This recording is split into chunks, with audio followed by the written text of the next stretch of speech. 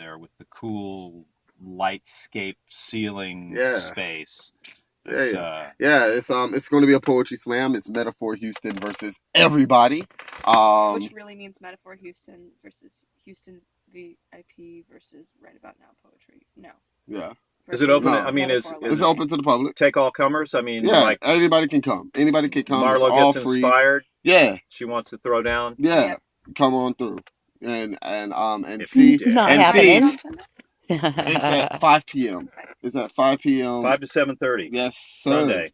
And this is pretty much for these slams are important for Metaphor, so that way they can see how sharp their fangs are.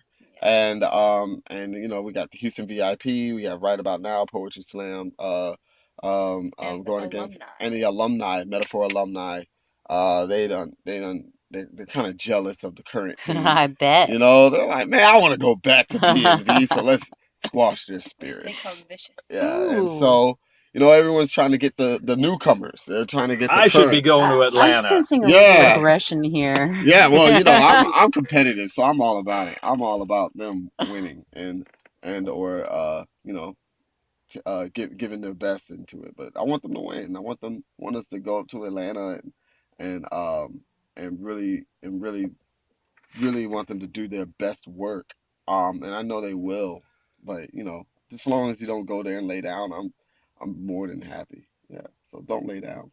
All right. Yeah. All right. Well, Miss Sarah, would you give us an example of what is getting thrown down? Yes, I can. Sure do that. All right. Mhm.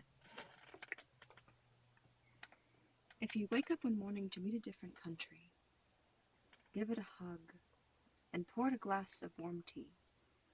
If you find yourself sleeping under the blankets of a foreign language, pull it close to you and read it a bedtime story.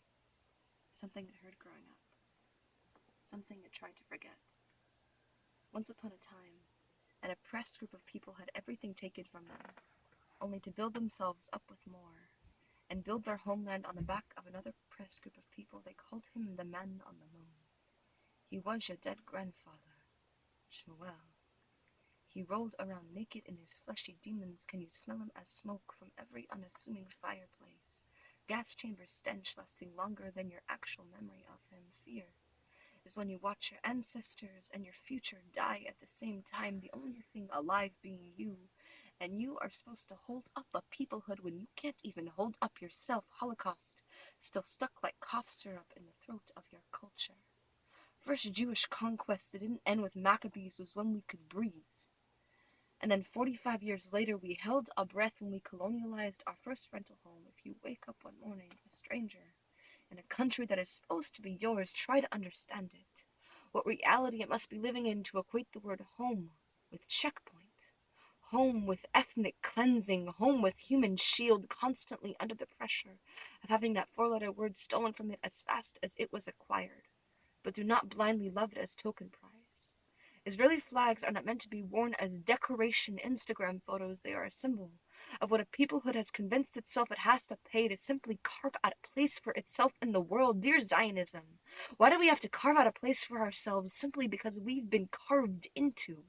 Can we instead puzzle piece our diaspora shards into something that understands itself, rather than something that blindly celebrates its own oppression? Dear Israel, you misunderstood adolescent boy. Dear Israel, you turn homeland and death into synonym. Mistake self-defense for a coma. You are a young country. Every grown man remembers his awkward teenage phase. Every grown country remembers the mistakes it collected like rubble. Dear Israel, do not boast your collection. Dear people of Israel, you are not your stereotypes, your leaders, or your fear. You are your empathy. Ani ohevet etchem, please. Do not spike your empathy with shots of fear. Dear Benjamin Netanyahu, have you hugged somebody today? Have you hugged somebody beyond the green line today? Have you hugged a dead body today, like your citizens do every day? Dear Israel, douchebag, I love you. I will give you the cold shoulder at dinner. Your name will not roll off my lips like it used to when I pronounce it. My teeth will form rigid bricks in the great temple, and my mouth will close shut like the disputed territories. I will not actively defend your decisions, but you provide for me more than I admit to or begin to understand. If I wake up one morning To meet my culture as the oppressors we tried to escape, I will shake its bloody hand and cry, because I know the only way that peace will ever come is if I forgive it.